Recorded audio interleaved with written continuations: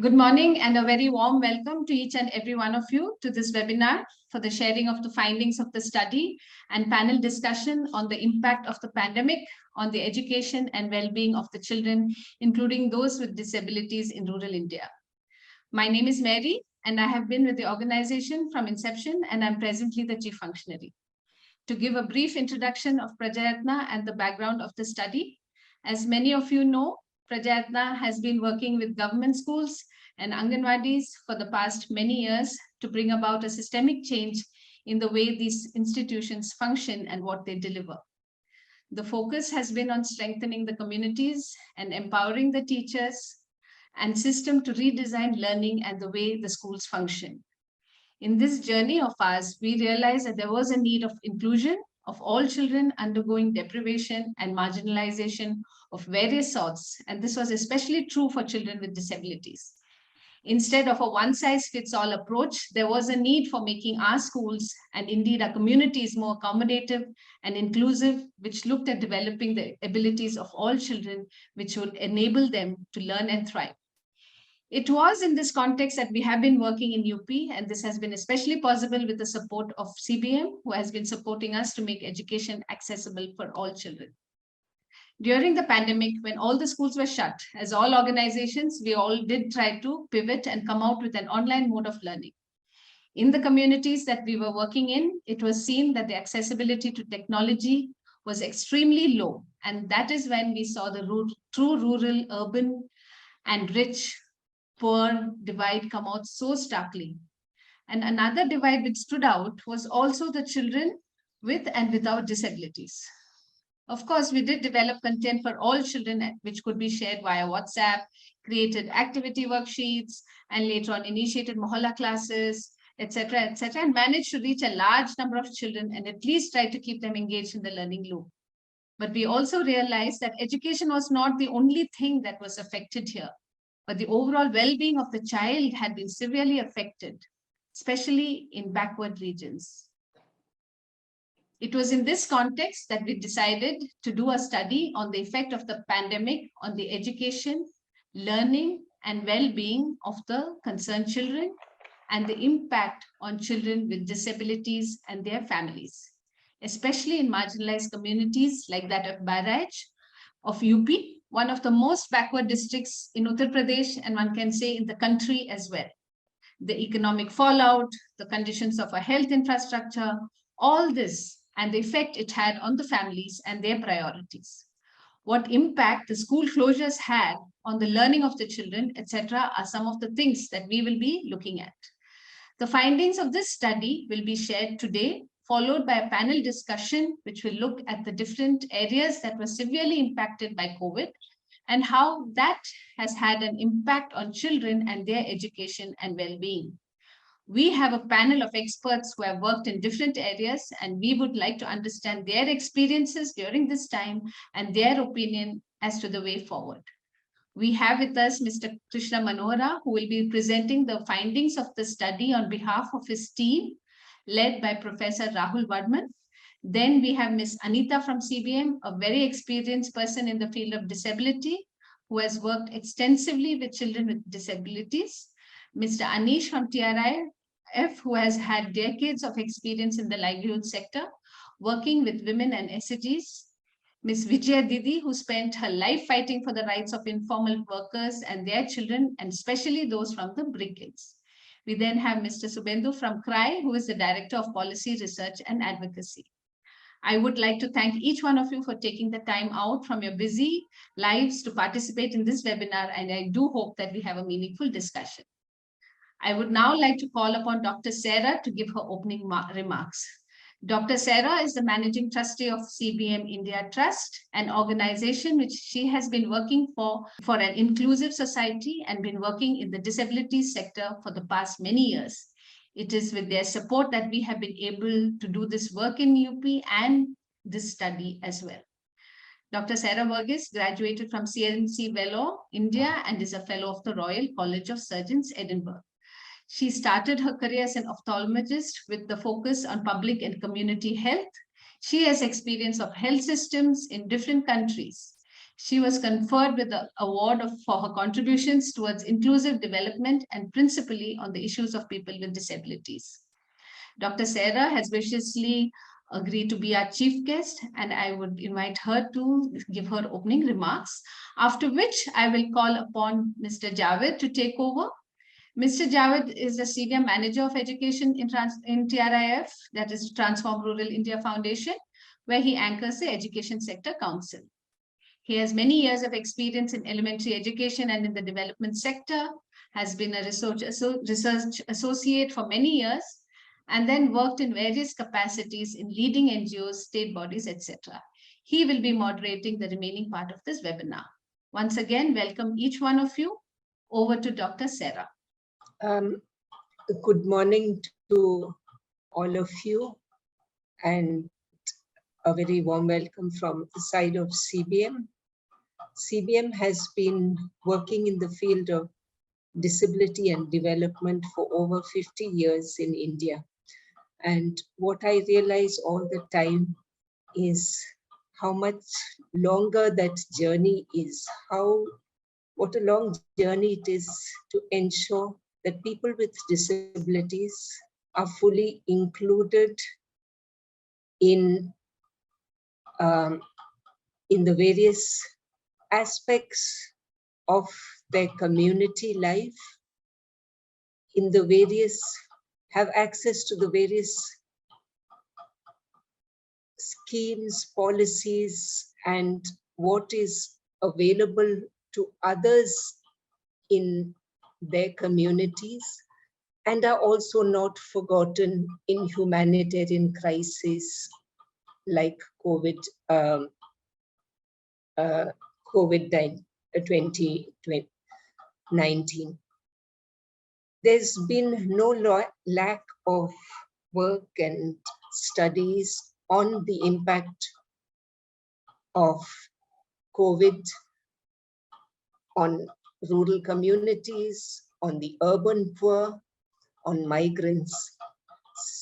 We are proud that as CBM, as soon as COVID struck, we actually immediately reached out to the migrants walking home to their home cities, and also to people with disabilities who sometimes had to do that whole journey in wheelchairs, being pulled, being carried on cycles or other modes of transport, who had the same difficulties as others had, but much, much more. These small beginnings led to a large number of COVID response projects addressing different aspects of COVID, whether it was rehabilitation or health for people with disabilities and other marginalized groups, education, which as with Prajayatna, was for children with and without disabilities during the COVID. But we feel sad to see that even with all these endeavors, even a study like this finds it very difficult to actually focus on children with disabilities and find out what was their due impact. So all I want to say, this is a long journey. We need more work. We need to work harder, and we need more information, more data, and more studies. Thanks to all those who did the study and all those who did the work. Thank you. I look forward to the rest of this seminar. Thank you, Sarah. This is really a nice insight that you have shared. And thanks you, Mary, for connecting me. It's such an honor to be engaged with esteemed personalities like Sarah Varghese and our eminent panelists. You have rightly mentioned that this has been a time for uncertainties. COVID has affected every one of us, not sparing a single life, be it a physical loss, economical loss, as you have mentioned, social hazards, social turbulence, marginalization, or the personal loss. It affected every one of us, every human beings. We as a human society learn from the experience and move ahead. So now it's a time to go over and retrospect. Had COVID pandemic impacted equally to all? Who got severely affected and why? How are they coping with the new normal? What is the situation today? As we have mentioned, these are the important and relevant topics to understand and discuss in today's discussion as well as the further researches. Those who are affected most can be brought back into the normal life in a similar way than the person who are affected lessly. As Saraji has talked about the exclusion and the various other ways of difficulties, disabilities are seen in the society. It's really important to understand whose observation, whose voices get legitimized and who's neglected. What have been our learnings as different sections of the society, what have been impacts, struggles of this pandemic on our various state of the society. What different paths has taken to come out of this situation, these are the important aspects we will be covering in today's discussion.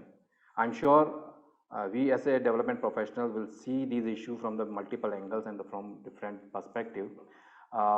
We are privileged to have Sara Varghese and esteemed professionals as a chief guest with us and eminent panel members having vast experience in various development sector on various important aspects, working in different geographies. Today, we'll take advantage of their knowledge and experiences, understanding cross-cutting issues and deeper meanings. All of our important experience and work will enrich this discussion, build our understanding on the gap areas and the way forward. So the main objective of this webinar is to disseminate the findings of this report as discussed by the Mary and mentioned by Sarah Varghese. Second, to discuss the specific problems in education sector during the pandemic and the situation it present. Discuss specific problems for the children with disabilities during the pandemic and the situation it present.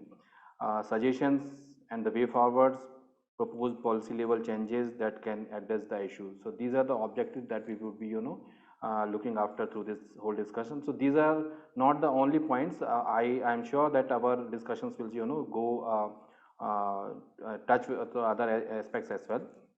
So let's not wait for anymore, and let me connect with you with our esteemed speakers and the panelists. But before I connect with the panel members, I would like to share a few things, a kind of structure which we have made to roll out this whole session. So the structure is like this. This presentation is in 3 parts. First part is, am I audible? Shivendu? Okay. Great, great. So first part is a presentation of a study, second part is panel discussion, and third one is open forum for the question and answers and suggestions for the further work. So these are the 3 sections we will be looking care of. Now I would like to introduce our panel members. So first one in a row is a Miss Anita Alexander. She is a lead inclusive education CBM India. Miss Anita completed her Masters in Rehabilitation Science and B.Ed, Special Education MR. Also completed the Advanced Certificate course on Inclusive Education. She has worked in various capacities and have a working experience of 18 years in the field of education and rehabilitation. Currently working with the CM India Trust as a lead inclusive education and also a member of the safeguarding team. Her skill includes developing program at the community level, organization level, monitoring and evaluation of the programs at community level and the organization level.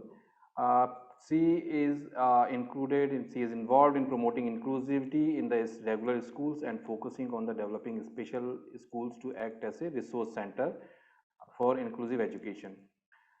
She also working with a few government education department in terms of capacity building of the teachers, educators and the education functionaries. She has presented papers on the inclusive education at the various national and international conferences and the workshop. She has been a resource person on many invited webinars. In today's discussion, Ms. Anita will talk about the inclusive education, the impact of COVID on children with disabilities, and the relevance of this study that we will be listening through this paper. So welcome Anita ji. Now I introduce another speaker. Is a co-lead Transforming Rural India Foundation, Mr. Anish Kumar. Anish Kumar is a part of lead team at the Transform Rural India Foundation, and he has been in a leadership team at the leading non-profit organization Pradhan, working on the rural transformation. He joined Pradhan in 1994. He has been part of the senior management team looking at the overall organization strategy and institution building. He integrated the finance functions involving raising resources, statutory compliances, and the building and managing linkages with the stakeholders. His area of expertise include creating business organizations run by the poor communities and facilitating participation of smallholders farmers in modern value chains. So Anis developed and piloted the smallholder poultry prototype, was the CEO of the first poultry cooperative, and then scaled up the model across new geographies and is a now board member of the National Smallholder Poultry Development Trust, an advisory and the policy advocacy body. Anis has been a member of Planning Commission Working Group on Disadvantaged Farmers and has been involved in designing of the policies on producer collective. There is one important aspect that I would like to mention here. Without that, the profile will not be complete. Anees का जो पूरा strength रहा है काम का, उनका गाँव की महिलाओं को साथ लेकर के आना, उनको एम्पावर करना और उनका अपनी ज़िंदगी के बारे में, अपने गाँव के बारे में एक एजेंसी डेवलप करना, वो अपने खुद के वॉइस को पहचान पाए, एक प्रेशर ग्रुप के तौर पर महिलाओं के ग्रुप को डेवलप करना विद इन द विलेज, फिर उस ग्रुप के थ्रू पूरा पहल चलाना. ये एक पूरा शिफ्ट रहा है हमारे इंडिया के गाँव की एक नॉर्मेटिव जो कल्चर है, फ्यूडल स्ट्रक्चर, उस पैट्रियार्कल फ्रेमवर्क को तोड़ करके महिलाओं के ग्रुप को एम्पावर करना, उसके थ्रू पूरे गांव के होलिस्टिक विकास को होलिस्टिक तरीके से देखना, चाहे गांव के स्वास्थ्य का मुद्दा हो, शिक्षा का मुद्दा हो, आजीविका का मुद्दा हो, चाहे महिलाओं का एजेंसी हो या अन्य मुद्दा हो, इन सारी चीज़ों को एक ब्रॉडर अम्ब्रेला के नीचे लेकर के आना as a unit. So Anish will bring his rich experience in the area of health and livelihood and migration and how that has taken a toll on the children in every aspect, overall perspective on the impact in cross-section areas. So welcome Anish. And our third panelist is Ms. Vijaya Ramchandran, founder Apna Ghar School and executive member of Jagrati Bal Vikas Samiti. Vijaya Ramchandran is a daughter of former Vice President of India, but everyone calls her Didi with respect and love. In 1974, Didi started teaching teaching the children workers of the IIT Kanpur at his house in the campus. Then with the support of the IIT Students Opportunity School started. In 1986, Vijaya Didi's effort, several teaching centers started for an education of the construction workers, children at several construction sites around the Kanpur. Around 1991, Vijaya Didi got involved with the brick kilns migrant workers and started Apna School with the 40 children. Now this movement has grown into a network of 25-30 centers with more than 800 students. The center are generally run from the 15 October to 15 June, every year coinciding with the timeline for brick making and the construction activities in this region. In last 5 years, this project has reached Bihar, the native place of the most of the migrant workers who come from the Bihar and UP for the constitution of the children's education, continuation of the children's education.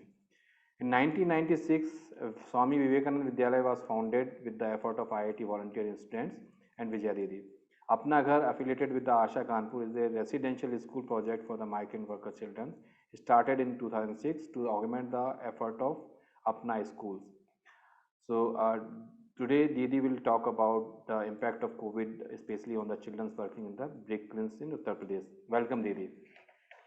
Our final speaker is Mr. Subhendu Bhattacharya, Director Policy Research Advocacy and Documentation and Child Right and Youth Organization. Mr. Subhendu has been working in the area of human rights and the child rights for the last 22 years.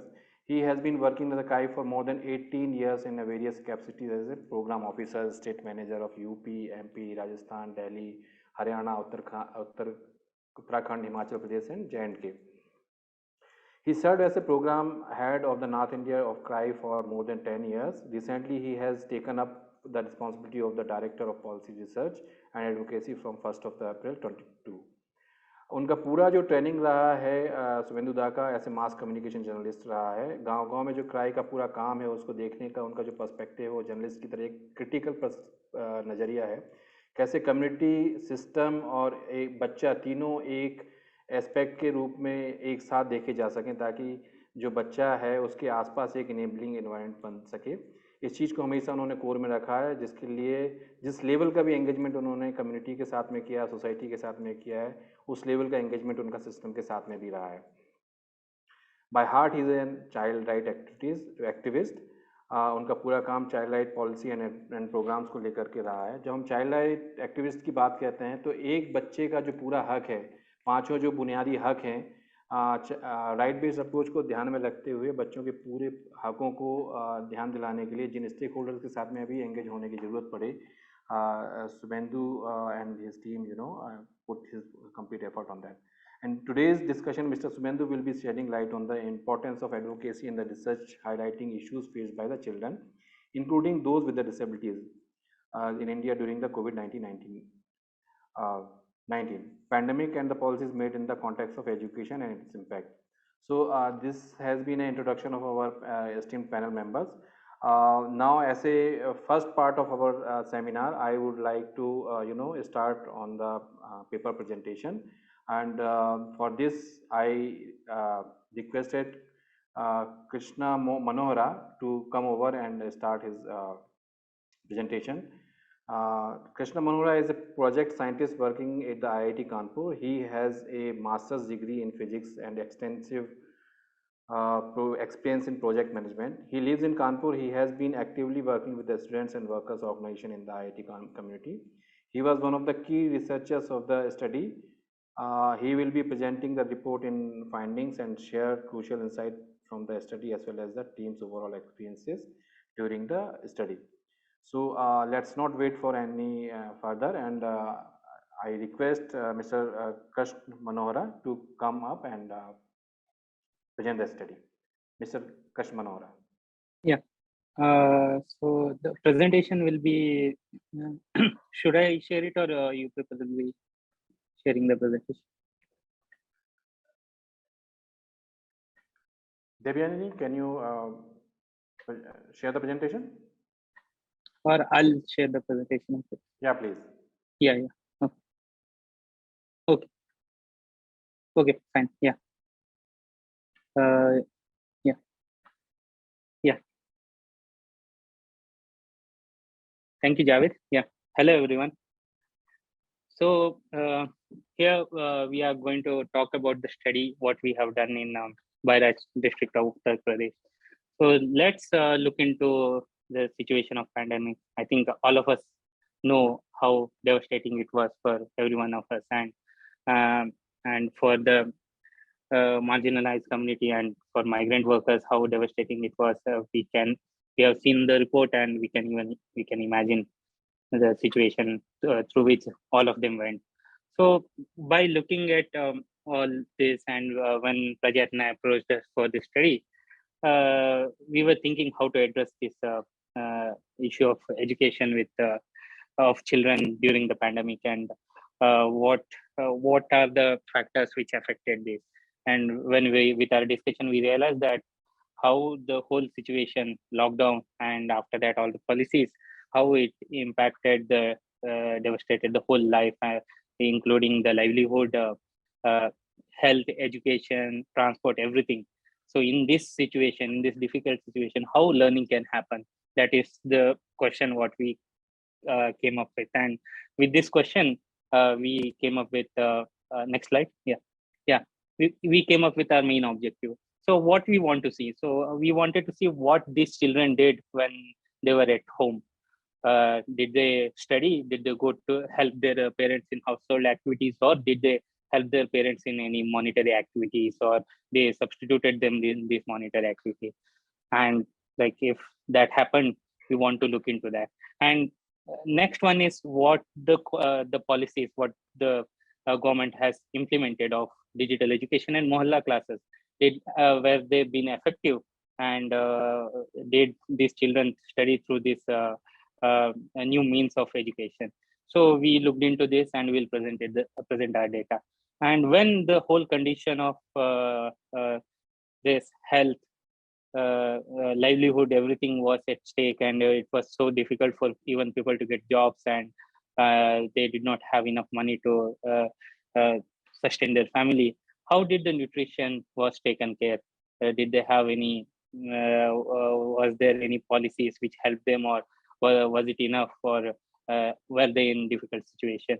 And when we looked at it and looking at this, and when what happened, like when schools were closed because of the lockdown, when learning shifted from physical school to home, did these children learn anything, or will looking at all these aspects, did the learning happen, or did they spend time somewhere else, or how it is related to the economic and other conditions?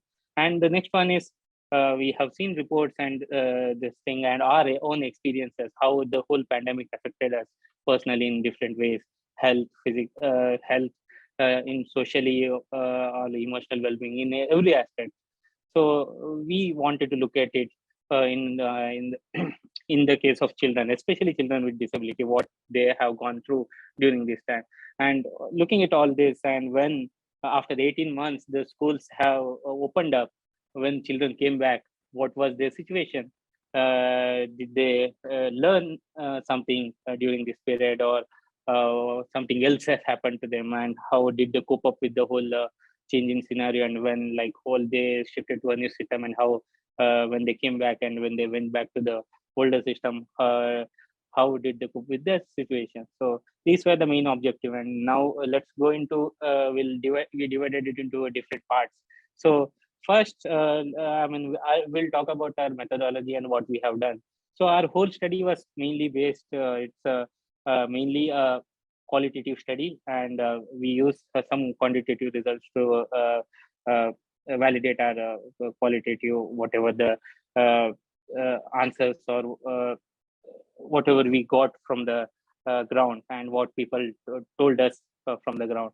So to do that, and to understand what is the situation, we did a pilot study here in Kanpur, in Lodar, Kanpur, where we did a study in a school, and we talked to the parents and teachers and some students, and we had some initial questionnaire, and with that we went with them, and with all that we understood how to interact with them, to understand more into more in detail in this in to get more details for this study. And how, and one thing we realized, that we have to go with the open mind, and we should not directly go into a questions what we have said, and we first understand what situation they are in and how these are connected. And with that we came to Bahraich, where Prajayatna has been working for quite a long time, and they have established their presence in the community, and they have been working with in community learning. And it was very easy for us to communicate with the people of the community, and they were very forthcoming, and they were answering us, and we went with a very open mind and talked to them about their livelihood and what happened to them during this time, and did their children cope up with the situation. And we talked to the families, and then we had a discussions with children, and we made those children comfortable, and we had initially we assessed their learning, and then we asked some set of questions to understand what they did during this time, and how was the whole time. So these what we did during our study. And next slide. Yeah, so let's first look into what, as we focused the economic factor. So what happened during the lockdown? So when lockdown was imposed, from all major cities, migrant workers started going back to their hometowns. And what we have seen from the area of our study, which is, as Mary has said, it's a backward district of Uttar Pradesh, and in that area. So about 30% of the people from that area are migrant workers. They all came back. When such a huge population comes back, and when you see the whole area, the whole place has limited resources, and they have limited options and limited work. So with the limited work, and with so many people who want to work, it is difficult to get regular jobs. And during the pandemic, there were less jobs, and whatever available, there were many people to do that job. Due to all these factors, the wages got reduced drastically. What we have seen is, and from our interviews from the people, we got to know that it has reduced from 300 to 75. It was so less, and like with the earlier wages, you can get 4 people to work. So that time people didn't have enough work and they were getting less wages. The family members contributed more to get enough wages so that they can sustain themselves. In that moment, the children helped their families. What we have found that children help in two ways. Some children went and worked with their parents and assisted in their work in the fields or in other work, or mainly what we have seen from our pie chart here, household work, what we see 46%.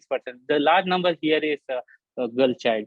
The girl child, what they have done is both of their parents used to go for work and they took care of their siblings. And most of the children, what we interviewed, they had at their house about 5 to 6 siblings, and they had to take care of them during this time. And they helped them in that they were doing all the household work.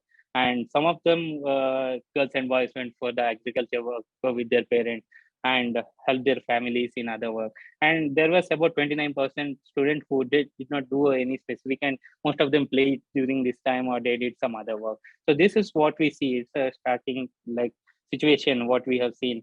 These children, most of these children didn't have time to do any like study during this time, and most of them assisted because the whole economic condition was so grave, and they were in such a situation that they had to sustain themselves. Next slide. Yeah. So in this economic situation, so let's look into their nutrition intake. What happened? So many of them lost employment and they didn't have any work and they were getting less number of work. So whatever they were earning, they were spending on food, and whatever they got, that was not good enough to get the regular food what a body required. They're not enough quantity or the quality of food. It decreased, and whatever they got from the PDS was barely enough for them to sustain the family. And what we have heard from the interviews and what we have seen, so in most of the houses, the vegetables, pulses, fruits, they disappeared. Meat was not, they could not afford meat. That was the situation. And for the children, milk. So the houses which had cattle, they could provide some milk to their children, but that also not many people had. And what about another policy decision? What government did was the school was closed. There was no midday meal. So what government did was the money required to cook the food and the grains, it gave it as a cash and grain. So let's look what has happened to this. Next slide. Yeah. So this is the data what we got from for primary school and upper primary school. So they got it in 3 intervals, and this is the money they got. Primary school got about 1,300 rupees and 8.7 and kg of wheat and 17.57 kg of rice for about 9 months. This is not a huge amount for a family in this situation who are not getting regular work, and they are in a situation where they have to sustain their family. Whatever the money they got or whatever the grains they got, that all got used to sustain the family, and it was not used for the intended purpose for that child which was going to the school. Same is the case with upper primary school.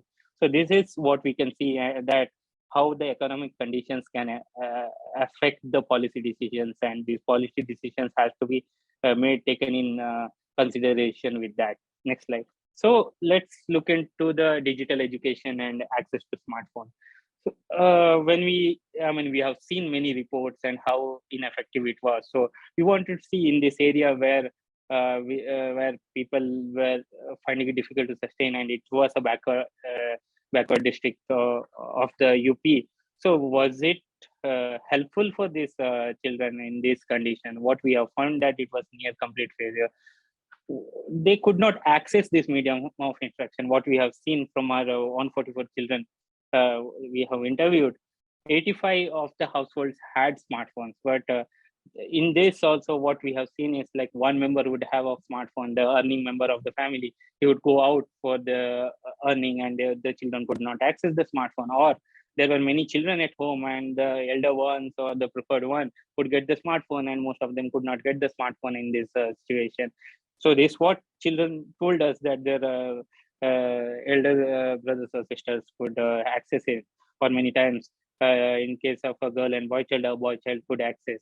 And from this, what we have found that only 36 children had somewhat access to smartphone.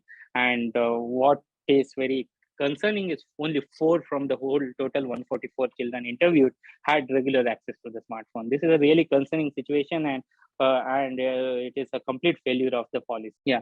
So the another policy is Mohalla school. So this, I mean, it did not take during the 18 months of the pandemic. It only took place at the end of the this thing, and before the opening of the schools, like 3 months before the opening of the schools.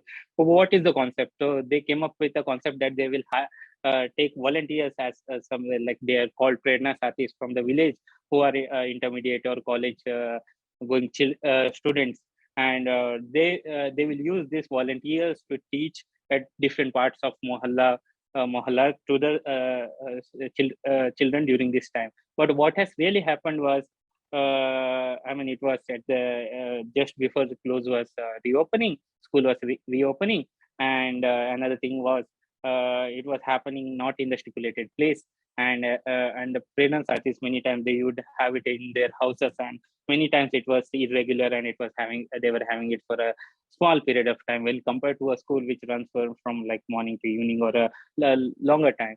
And many times they would hand out the study materials and they were not teaching at all. So this whole system, the unaccountability of the whole system, and also the caste, class, gender dynamics of the villages was made it ineffective. And another thing we have to look into that this, if this was not effective, why the school premises, which had so much space and which can follow all these protocols, could not be used. And this the policy of closing the school has caused the whole situation, has made the people of the villages not to access the school, and which could be used for these kind of measures. And that's what we can see from our study. Yeah, so assessment of learning. So this is, I mean, what we have found that, like, we studied these children after the school opened, like 1.5 months after when the schools were open. What has happened was they were promoted 2 classes ahead, and when we interviewed, they were just back from their whole school closure period. What we see is there's a children from third class. I mean, when they got promoted from first class, they didn't have any learning. I mean, they could not read Hindi, English, or some of them could do addition and subtraction. And fourth and fifth, about 50% can do read. And this is a very basic test we did, like basic Hindi and English with their own textbook of their class. Even like when they could not, we even checked whether they could read, like 2 years back in what class they were. And it was very difficult for these children to read. And mainly we did a basic computational assessment of addition, subtraction, and multiplication and division. And these were very simple ones, and only at higher classes about 60, 70%, 70, 80% of students can do this, but these are very basic. And when you go to division, none of them can do. And English reading, most of the children could not do it. And Hindi somewhat, but this is the numbers are like concerning, and this is a very basic test. And this shows that they, in the 2 years, they could not learn, and whatever they learned, they forgot. And this creates about 3 to 4 years of deficit in learning. And this is a big concern for all of us working in the education community. Yeah. So now let's look at what impact this whole situation had on the children with disability. The whole program what Prajayatna was conducting was to integrate these children with the community and with the school, and it was somewhat successful in getting them to school, and they were and they had visibility, and they were playing with other children, and they loved going to school. And this was the situation, and this what kind of achievement, or what has been achieved before the pandemic. Because of the 18 months of pandemic, all this progress has been reversed, and that is a very grave situation, because what we can see from the next slides, that how it has happened. Yeah. So what happened to their health and nutrition? And many times, so what we have seen from talking to the health experts, or from that area, or the people from that area, many people could not even access the regular health facilities of government hospitals. And what you have seen that in those villages, only Jola doctors, who are not the regular trained doctors, they they were helping the people. And what we have seen that for these children, they could not get regular health checkups, and I mean they could not. Transport was closed, and health facilities were closed, and they could not get any doctor, or the doctors can come to them, and they required like somewhat physical exercise, and they have to go out and everything. But most of them stayed indoors, and this has affected them. And due to the economic condition of the families, they could not feed their children properly due to during this situation, and this all affected their health. Yeah. So what happened to the learning for these children? They require a alternate learning method and learning assistant. But this whole policy of digital and education and modular class, they did not have this policy.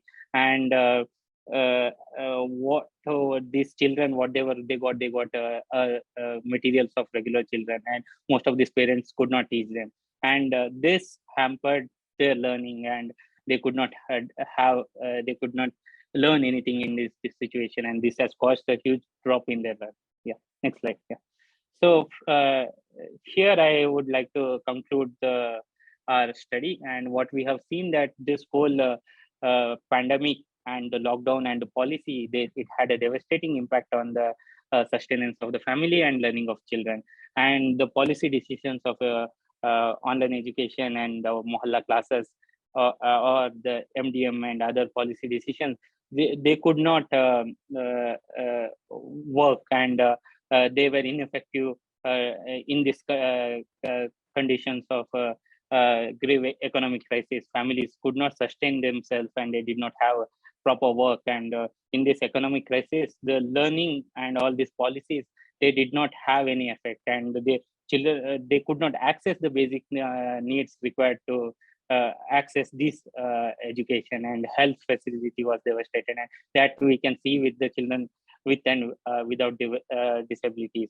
Both had a impact on that, and most of them, due to this condition, they could not get a proper meal. And this situation requires a real urgent. There's an urgent need for at this position to look into this and find out appropriate policy measures or local action plans to address this situation. Otherwise, the what impact it will have on their future is, I mean, we can't imagine at this stage, but it will be, I mean, what we have seen, and from our data, it is devastating. So I would like to thank Prajayatna for giving us opportunity to do this work and helping us in every possible way. And I would like to thank CBM for funding the project, and all the people who are involved in the study, and also the parents, children, and the teachers, and the village community for helping us tell their story. Yeah, thank you. And also I would request Professor Rahul Varman to give his thoughts about the study and share his experience about the study. Yeah, thank you. Thanks, Krishna. Javed bhai, do I have your permission? Yeah, please. Yes, I got information that you will be chipping in and sharing few points. So, okay. Professor Rahul Varma is a professor in IIT Kanpur, and he has been associated with this study, and he has been working with the many organizations. So I will talk more on his work later. But first, yeah, Dr. Varman. Thanks, Javed bhai. Warm greetings to all of you, to Vijaya Didi, Professor Ramchandran, Dr. Varghese, Mary, and all friends from CBM Prajayatna, and many people here on this virtual room whom I don't know. I'll just add a couple of things to what Krishna said, and what our young friends here, the team, delivered in terms of this report. That what did say someone like me learn through this process. I have been involved in the process throughout these months. And a couple of things I just wanted to add more as an emphasis on this report and what I learned. And just to give a perspective, most of you are more experienced than us on the ground reality. And so, I mean, but still, I think these things are so striking that I thought that I need to re-emphasize them, and that's what I will do. And first thing is this I primarily work on labor issues. And when we sit with workers, we tell them, then this is what is expected of them. Then their two hands come to the work, rest of them, their stomach, what is happening to them in their personal lives, that really doesn't matter. And this study again reminded me, I as teacher, you know, classrooms, when we are looking at education in isolation, here is something very devastating, as both Dr. Varghese and Javed Bhai said in the beginning. Something very devastating 2 years have happened, perhaps at least unprecedented in my lifetime, and I am old. And yet somehow, we want to look at things in isolation because that is what our brief is. We are interested in education, we are interested in education. Student is coming to my class, I'm not, even during the pandemic, I was not interested what is happening in his house, whether there is a cylinder or not for somebody to breathe. I'm teaching something he's supposed to learn, she's supposed to learn, give it in the exam. And again, it struck me that the context of the COVID, villages which are very, very disadvantaged. In those villages also, these were the children whom we were talking to, and the parents we were talking to, some of the most disadvantaged sections, going through another devastating flood at that time when we went there. And here we are, we have a focus, and we have a job, and we want to do it. And I thought I'll repeat it. This is the first point. Second thing I wanted to say is this whole thing about digital education. So we have seen it. I have seen personally my students complaining. As a teacher, I saw the difference the first day I could get into the classroom, physical classroom, how it made a difference to me as a teacher. But coming back here, this thing that when we started talking, and this number is also, you will appreciate an underestimation, where we are saying out of 144 kids that this team, tried to talk to, four really said that they have access to this so-called digital education. And we know, I mean, digital means what, and having an access to a smartphone with a connectivity throughout the course means only that much. Even a classroom education is so difficult. And so this whole thing that when we are saying NEP, and when there is this new kind of thing that there is so much of opportunity to do digital learning, I think all of us who are involved in some way or the other in education need to sit back, think, and talk more about it. I don't have answers, but I thought I'll put this question again to all of you. This is the second thing I wanted to say. Third thing I wanted to say is this, what Krishna presented towards the end, the massive learning. I mean, one knew it at one level, but when going to those villages and talking to those kids and parents, and they said it, whether we have been able to quantitatively capture it, not capture it, exact numbers, exact percentages, but this one voice, people said that, see, we are coming after almost 2 years, and what was done even 2 years back, we have forgotten that. So how many teachers were at the end of their wits that how to handle this kind of a class? And somewhere this assumption that this is business as usual, a kid who was in second class now is in fourth or fifth class, and so now somehow in a while things will become normal. This kind of an assumption, and a teacher has a job to do, students have a job to do once they're in the classroom. Somewhere the gravity of this situation, even just in the domain of learning now, and the kind of debate, I know so many people are talking about it. I think the other day, Raghuram Rajan speaking somewhere, and he's talking about that this should be India's first priority, etc.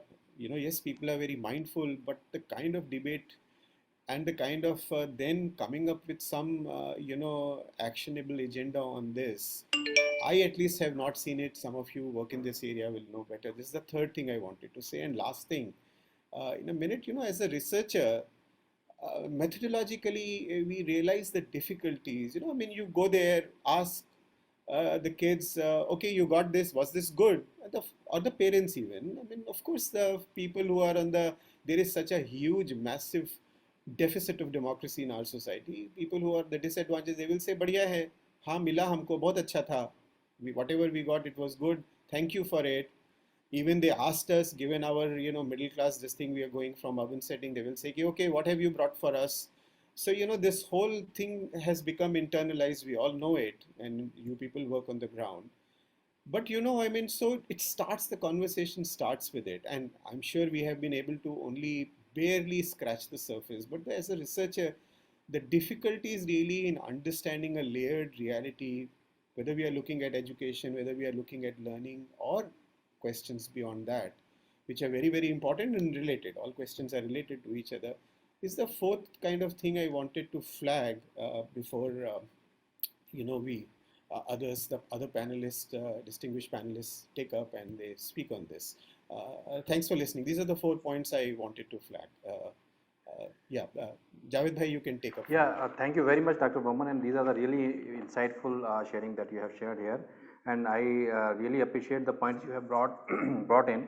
And I think our next speakers means, I'm so sorry, I'm not just repeating your points. We have really running short of the time. So as a first speaker, I would like to invite Ms. Anita for bringing the perspective on your points as well as her presentations. So Ms. Anita. Yeah. So if there is any questions with you with the participants, the panelists, and the audience, please just keep posting on the chat box. We will be collecting all the question and discuss at the end of the session so that we would have sufficient time for all the panel members. I hope it's okay for everyone. Subhenduda, Anish. Yeah, okay. Okay, Javed bhai. Okay. My Yeah, Anita, please. yeah, my screen sharing has to be enabled. It's disabled as of now. So good morning to all, and I'll be presenting some of the impact of COVID on children with disabilities and how CBM as an organization, along with our partners, we had overcome such situations. So so I've just titled it as COVID-19 and children with disabilities responding to changing times. And as you all know, we all have been seeing in the previous presentation that there were a lot of impact of COVID on children with disabilities, not only on children with disabilities, but commonly to all children. So it is basically like they had been impacted in terms of mental impact, physical impact, and also impact on education. So when we see the mental impact, it was about the outbreak of COVID itself, the quarantine, the school closures, the social distancing norms which they had to follow, and some of the assessments which they couldn't take forward. And also children, since they were kept at homes, the feeling of loneliness, sadness, frustrations, and anger. So this all impacted their mental well-being. And when we talk about the physical impact, it was like in the previous study you saw, it was due to lack of poor nutrition, no school meals, which was leading to low immunity among children. And also there was, in some cases, there was violence, like physical, sexual, and emotional, because children were at homes, or they were, their safety was a concern. And also like poor sleeping patterns and behavior problems, especially with children with autism and ADHD. And when we talk about the impact on education, that has been a largely spoken issue, because there was loss of learning, and of course the teaching time was also very less, and they were struggling with the school work. And many in some of the villages, interior villages, there was no space to study. There was inadequate space, and especially the parents being in the rural villages, if we see, there were illiterate parents who were not qualified or trained to teach children, especially when it comes to children with disabilities, how to handle them, how to teach them. And also the lack of internet and electronic resources, where the children did not have access to smartphones. And also the lack of therapeutic services, because as we all know, therapy was something which is important for children with disabilities, and that was also not possible. So adding on to this impact, when we talk about our partners, so we add education partners who were also institution based and also like community based. So our partners, they range from special schools, integrated and inclusive schools. So how did they overcome? So we were working with our partners. We were trying to see how this could bridge the gap, like learning losses where their children were not able to study, sitting at home, parents not knowing what to do. So the teachers, like they came up where they could provide the education using the online mode. So they were starting to use the Google Classrooms, the Zoom, the WhatsApp, and whichever mode was available to contact with children, that was used. And also wherever there were lack of resources like the smartphones, like in a family where there are 3 or 4 children, not everybody can access the smartphones at the same time. So what the teachers did is they started pre-recording the session, the syllabus, the teaching content, and they sent it as a pre-recorded videos to the parents, so that whenever they have the internet facility, they can download the videos and they can start looking at it and learning from it. So also there were children with disabilities in the classrooms, like children with visual impairment, hearing impairment. So how do we reach out to those children? So to meet the needs of all children in the classroom, the classes were conducted, but with certain reasonable accommodations based on the type of disability. So when we have children with visual impairment in the class, the teachers were sending audio files to them. And when children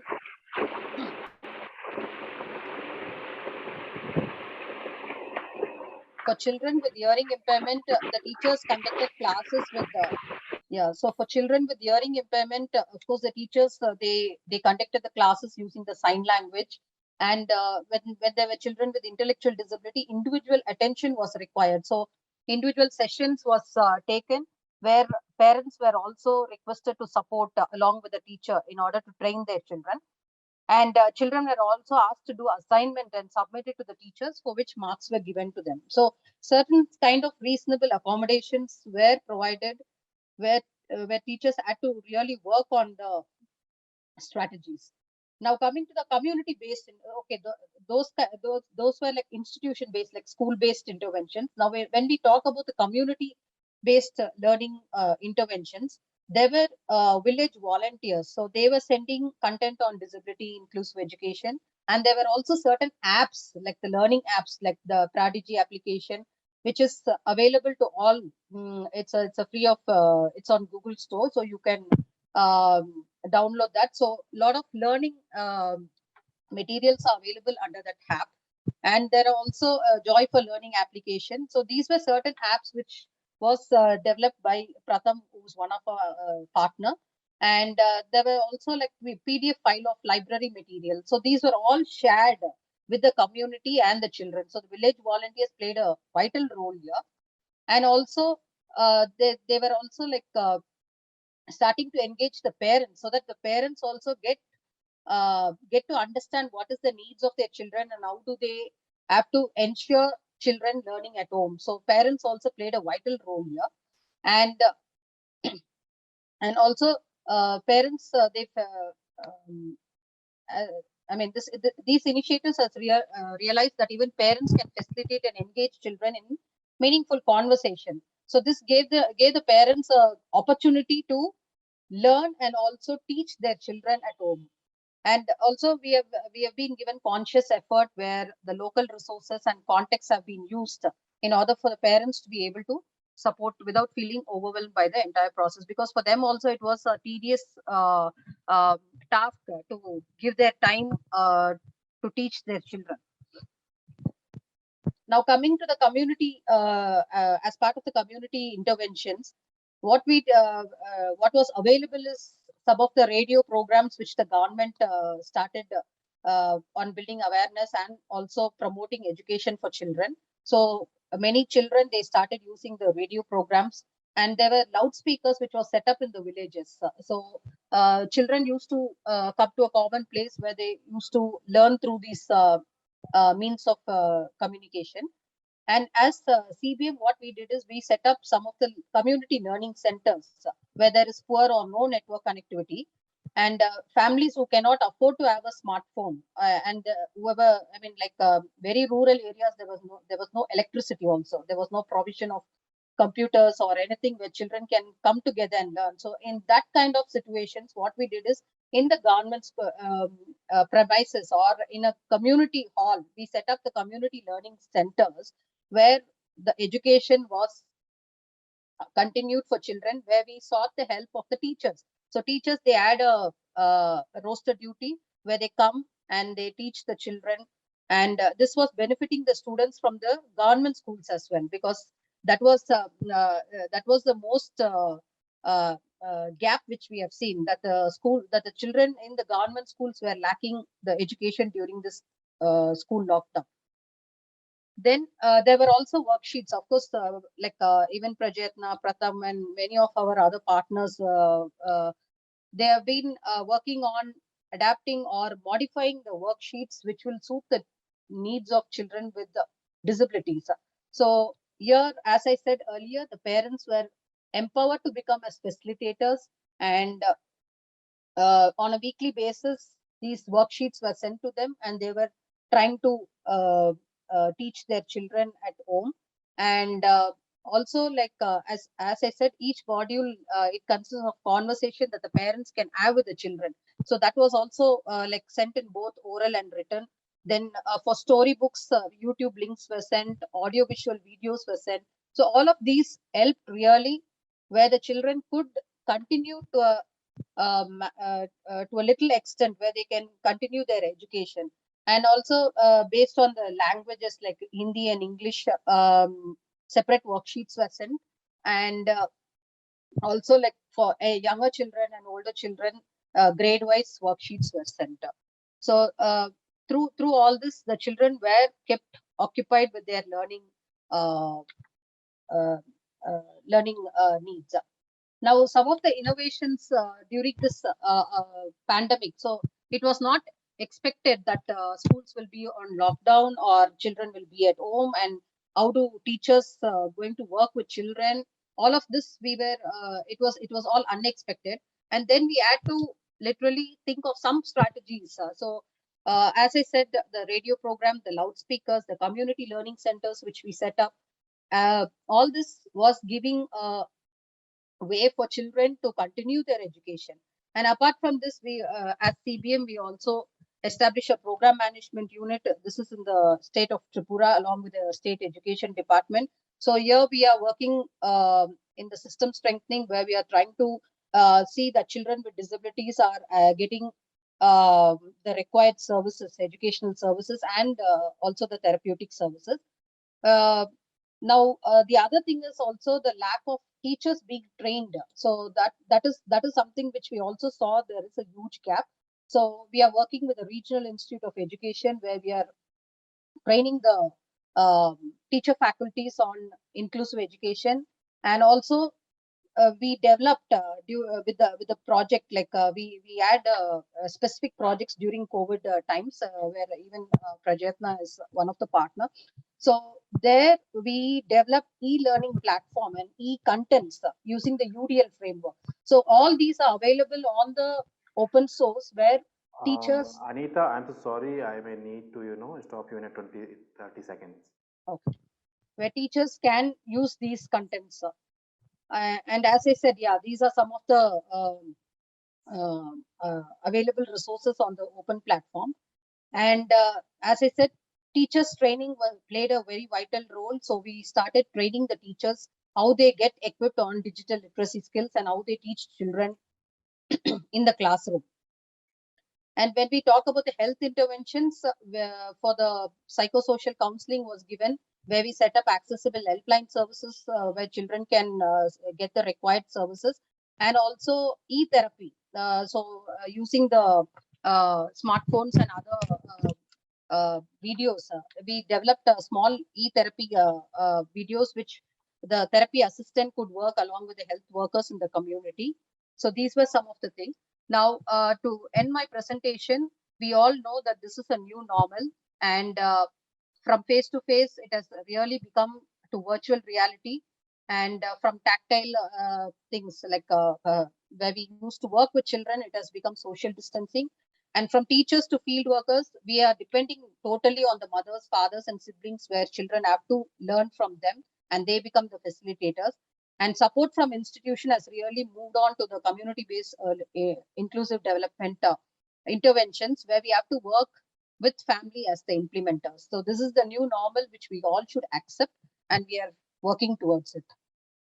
Yeah, so this is one of the stories of change, where a child with visual impairment during the lockdown had difficulties in learning, but with the audio format books which we had sent, the teacher sent, she overcame a disability, and now she's in class 8 and she wants to become a teacher. So this is one of the success story. And with this, I would like to end my presentation. Anita, yeah, so thank you very much. So we will be, discussing more on the case studies during the question and answer sessions. Yeah. At this moment, I would like to request Mr. Anish Kumar to, come over and the present, take the session. Yeah, please. Thank you, Javed, and very grateful, Mary and the team at Prajayatna, Saraji, Subendu, Anita, Vijaya on the panel, and all the friends from Prajayatna, CBM, and the larger fraternity interested in the health and well-being of our children. I have been reflecting on, since Prajayatna is TRIF's partner, co-traveler in the journey of ensuring intergenerational mobility for children. And in that, education, particularly primary education, plays a very important role. We have discussed, the report has come very well, and it has brought out various features which everyone who has been involved with education work has experienced. The situation during the lockdown, during the pandemic, and post-pandemic, there are various reports, and this is a report which actually complements and validates some of the observations that have come from, say, the Ajim Premji's report or NCTT's report. The decline across board of foundational learning, the decline of opportunity for children. In one of our studies that we did at TRI along with our partners, the loneliness, and this in my conversations when I went to the villages and asked, what is one thing that you miss? So children everywhere said they missed their friends. They miss the company of their friends. They miss their playgrounds. And in some ways, the way we have taken away their childhood. I don't know, this report, NCTT, which had these cries of anguish, who is hearing that cry of anguish? I was also looking at the 59 and 89 UN conventions on children's rights. This, in many ways, the way our system has treated children, both in public and private, and more so in the public system, the way we have treated our children has violated many rights. And it has also exacerbated inequality, and inequality will reflect over a longer longer period of time. Education is a big driver of intergenerational mobility, of social mobility. What we have done is during the pandemic, we have pushed the disadvantaged in a situation where their disadvantage is exacerbated. The limits of technology and everywhere, and the kind of examples that was being shared did say the limits of the technology. So before pandemic, and that is one thing I think that has come across very well, is the technology was supposed to be the great panacea for the various challenges that our education system faces. And the pandemic did bring out so well, unfortunately, the limits of that and how it discriminates on the other side of the digital divide. In our experience in the villages, we found the economic situation, both with the returning migrants, and particularly the migration where the entire family migrates, say for in the neighboring states or the neighboring districts for work. And when they come back, their integration into the school is extremely difficult. The parents are at a loss in terms of earnings, in terms of looking at re-engaging with their economic contexts. It disrupts the entire, and many of us would know who have whose parents have been in occupations which requires transferable, are in transferable job positions, and they go from one school to another. It disrupts, it affects us. So with the migrants and the numbers, again, we didn't know, and during the pandemic, those numbers became more visible. The challenge there, the challenge of decline in income. Many reports have come. Some reports recently are coming which show that, as if pandemic never happened, but leave that aside. Even those reports actually say that the number in informal poor paying jobs and agriculture sector did increase. Even these numbers that have come in the last month and fortnight, those PLFS numbers also indicate the precarity of the situation. And in precarity, the family puts all hands to work. So what happens to the rights of the children who we're saying, in terms of child labor would be a challenge. We have seen photographs of children engaged in labor work across MG and RGS sites, across the queries.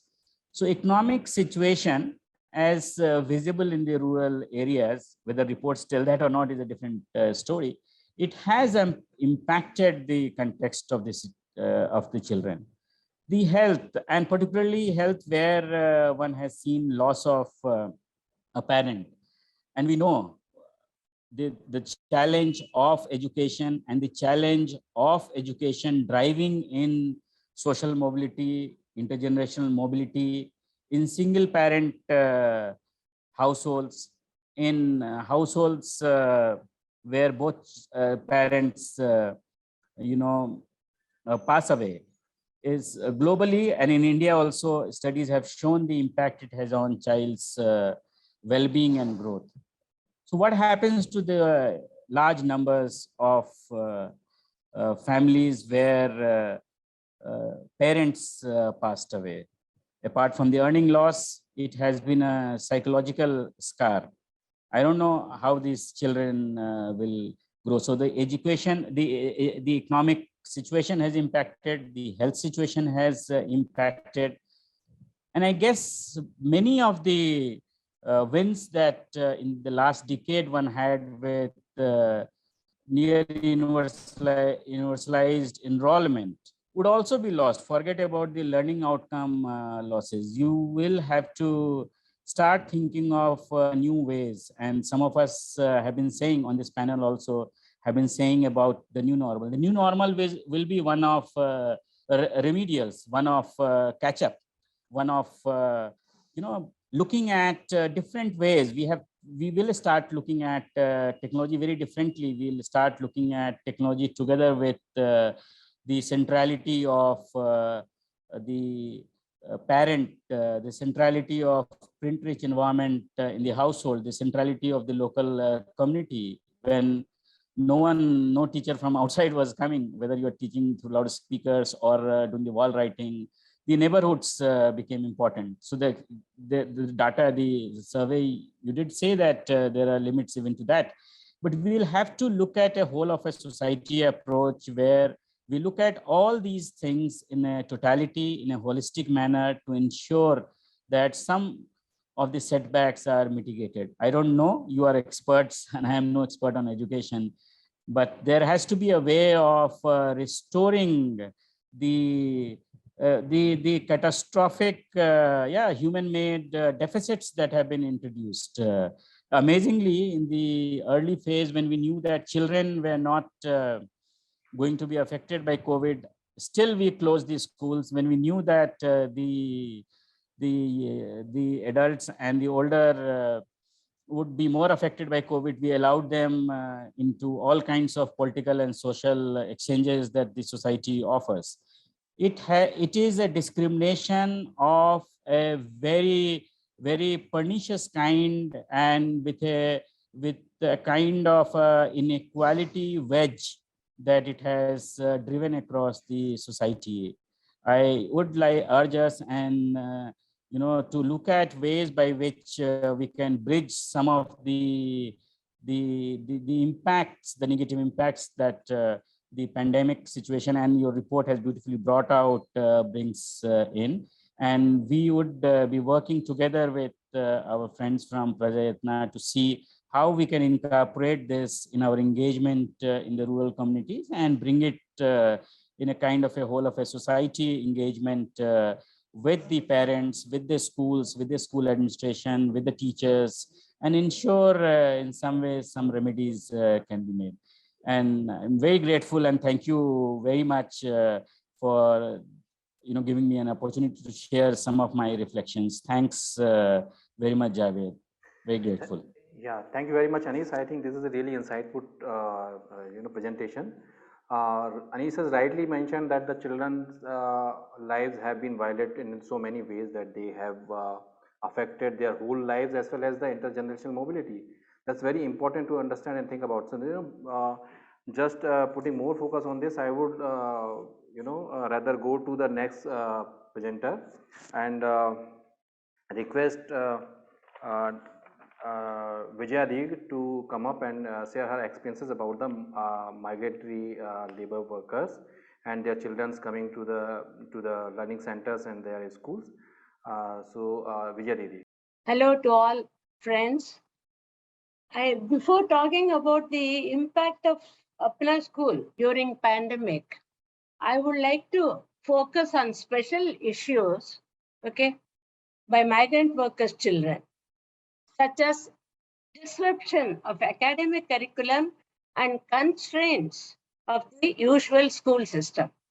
We want the school to be child-centric and take the school to them and adjust the school timings to suit their needs. We don't have fixed time 9 to 3 like that. So now we will, give a brief account of this pandemic impact. Okay. During the pandemic, our first effort was to reach the message to the children and their parents, to the community, to ensure necessary caution. That is like wearing masks, and which we made available to them. Didi, I'm holding you for a moment. See, I'm requesting all the panelists and the speakers and the audience to just increase the time a little bit. We have overshooted the time, and perhaps it will take half an hour more to complete our session. So I'm really sorry for this unexpected increase of the time. No, mine is going to be very short. Okay. While most schools in neighborhood had closed down, we just ensured that the children from class 6 to class 12 get regular education through online classes. For this, we provided a few smartphones and tablets to each group of children to help them along. During the first wave, we conducted classes for classes 1 to 5 in 2 shifts to maintain social distance as per COVID norms at Brick Hills. And I am very thankful to my teachers who cooperated with us, who went even during that period. They went to the Brick Hills and then taught the children. We also went. So I'm very thankful to them. And during the second wave, we continued with our online classes for class 6 to 12, and our teachers were guiding the primary class students through WhatsApp or phone calls. Now, Murari will continue. Yeah. After the pandemic, Hello, hello everyone. I will just brief about the after the pandemic, relief work during the lockdown. What Apna school did actually in the Brickles area, all the workers were not able to visit their home, or they were actually staying at Brickles, and they are not able to purchase food materials as earlier. One person has from IIT Kanpur. They've also done this type of relief work. We were coordinating with them also. In we have actually did in 4 phases the relief work, and including all those 4 phases, we have distributed about 4,000 families for the raw materials. That is basically that all are basic food materials: rice, pulses, oil, salt, and also we have distributed for for children, Brickell children that are malnutrition. We have distributed food milk powder that was actually suggested by Vijay to distribute so that they can get some nutritious food. No, you can. Okay. During the vaccination phase, these workers were not ready to get vaccinated because I was also afraid to get vaccinated. So our volunteers' efforts to convince them for vaccination, we arranged several campuses for this in Kanpur as well as in Bihar. Because our workers, they go back to, after working here in Kanpur for 6 months, they get back to their villages in Bihar. And so we try to get this vaccination program done there also.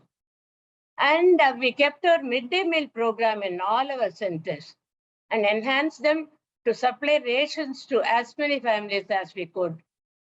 To many migrant workers who passed through Kanpur in the aftermath of the lockdown crisis. During that time, Rahul and Manali, they also visited one of the centers in Maharajpur area. Actually, these are the few slides about our first relief work. We were going to Brickles and distributing to all the families. So you can just see this. Okay.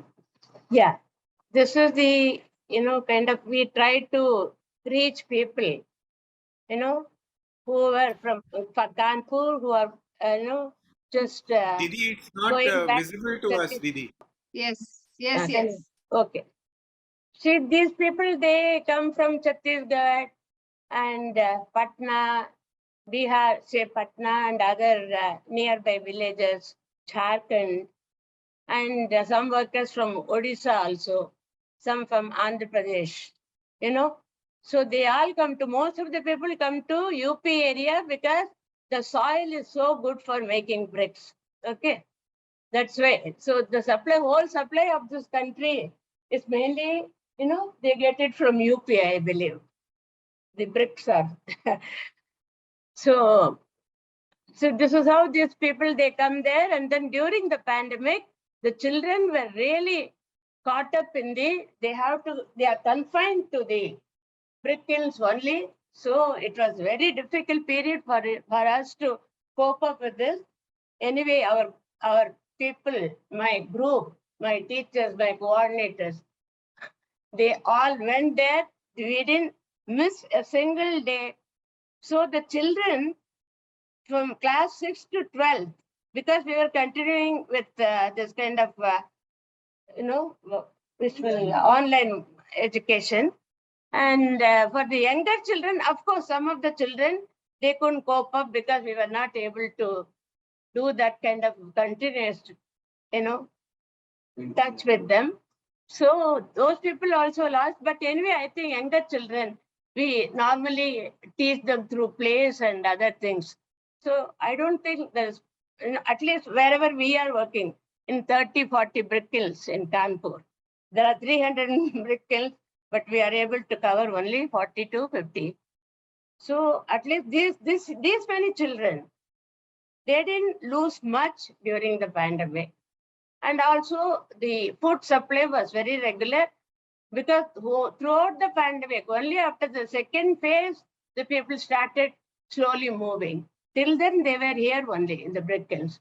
So we were able to communicate, we were able to talk with the parents and cooperate with them. That is all. Thank you. Thank you so much for giving me the opportunity. Thank you, Didi. Thank you very much for your insightful discussions, and specifically when you talk about the children's problem at this particular time period, how they have stuck to the confined doors, and you have supported, means that the whole team has supported them. We have few questions for you, but we will be taking up it later after the Subhendu presentation. So Thank Subhendu, yeah, please. Thank you all. Thanks. So yeah, now I request Subhendu to come in and start his presentation. So thank you very much, Prajayatna, for inviting CRY and all the learned panelists and learned participants here. So I've been asked to make presentation on the research and advocacy during COVID time and after. So before going to get into the educational scenario, what happened during COVID and what is the impact our children are getting now, I want to bring to your attention to the recent performance grading index released by the government of India. You might have seen it has been released only on 16 June, and which has analyzed the educational status of 733 districts of the country. And when we have done the analysis of each district of India, we have found that none of the district has attained the highest grade for Daksh even before pandemic starts. Because these reports are of 2018 and 2019, 2 years report. We have done the comparative analysis. Now, unfortunately, no district is there in the best category, and another only 3 districts are there. It's called Daksh category. 3 districts are from Rajasthan, Sikar, Junjunu, and Jaipur. Other than these 3 districts, no other district before pandemic has attained the level of highest performance as per the grading done by the government of India. And just imagine if this is a situation of pre-pandemic situation, what has happened during pandemic. So here everybody knows about global scenario. What UNESCO said that 94% students or 1.6 billion children were out of school worldwide. And whatever we have achieved so far, before pandemic starts, we are back to the square. So that is the issue which is everybody is talking about. And this study today, which has been presented, has also shown the same thing. So, and another important thing, everybody has, Mr. Anis was saying that, digital technology, he is referring to that very critically. The digital technology is the panacea of all things. Yes, I am totally in agreement with his, observation, because digital technology cannot replicate the school environment. And unfortunately, this pandemic has shown there is 2 India and Bharat. And there is separate system for children of Bharat and separate system of children of India. And during COVID, if you ask me to tell my observation, I would definitely tell it that for the deprived children, it is a learning deprivation. And for privileged children, it is a learning loss during pandemic, because it has affected both the children. It is not only marginalized children, it has affected privileged children as well. The extended school closure over a period of 2 years, around schools were closed and children were mostly not into study, but online study was not enough, because I'll show in the next slide the teachers were even also not used to run these online devices, although some had access to online. And another important thing, this COVID-19 has posed a high risk on girls' education. As you might have seen that number of child marriage cases grew up during COVID time. And what Mr. Anis also said about the child labor issue. Because of the economic loss, migrants had come back to villages, and resultantly that had pushed children to work.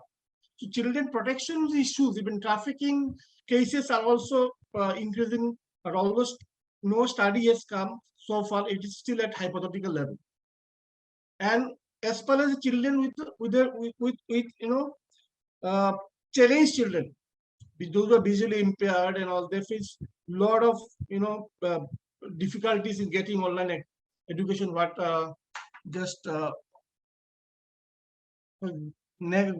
my presentation has shown, that children with challenged children, what are the issues they face in migrant children of migrant families, and lack of connectivity, internet access is still very low. Again, it is in the urban setting, accessibility is there, but in rural settings is still huge digital divide.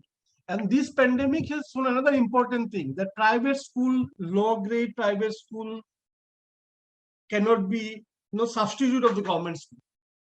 Therefore, you can see this data is showing that this single teacher, mostly all low cost private schools are getting closed, and children are coming to government school either, or children are going out of the school.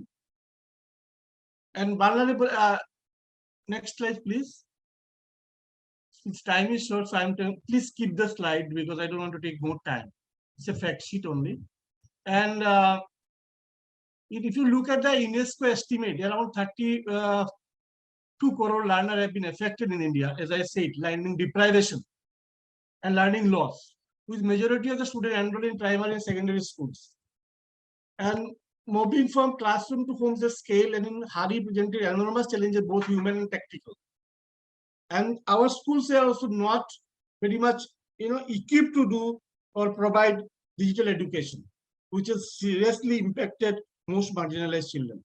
Now, if you look at the data, as I said, digital divide and learning inequality, almost all households across the country have electricity connection. As far as statistics is concerned, government data is claiming. However, everybody knows electricity connection is not enough. For example, today's study presentation done by Prajayatna for Bahraich district, I worked there in Katranigat National Park. Everybody knows in the Bahraich district how many hours electricity is there. It may be hardly 1 to 8 hours. So if you look at the all India statistics in rural India, only 16% household receive 1 to 8 hours of electricity, 33% receive 9 to 12 hours, and 47% receive more than 12 hours. This 47% mostly urban centric, that we need to keep in our mind. Another important component of digital infrastructure, as I said, it's a huge digital divide. 24% Indian owns only smartphone, and only 11% of household possesses any form of computer. If you look at the overall data of India, only 4% rural household possesses any computer, and the figure is 23% for urban India.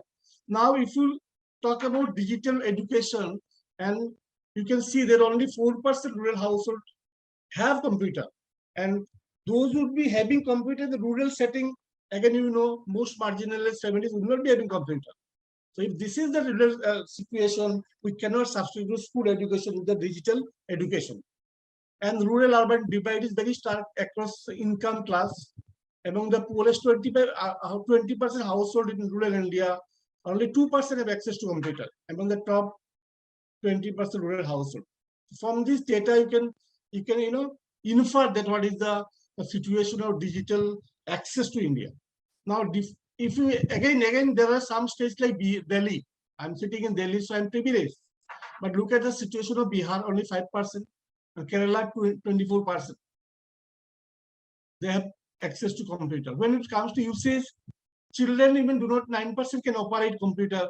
The proportion is 34% in the age group of 15 to 29. And in this 34%, again there is the difference between rural and urban. Delhi children may be more used to operate computer than children of Bihar or West Bengal or Northeast. And again, we have to segregate data from the caste and gender angle. And the children who are physically challenged, who are visually impaired, they do not have any access at all. Now, as I said, it's a huge digital divide, but another important thing we need to keep in mind that during this pandemic, online safety issue has become very, very, very serious issue. Now children are being, child sexual abuses through online platform is more frequent. Data is coming across India, but in India, there is no enough law.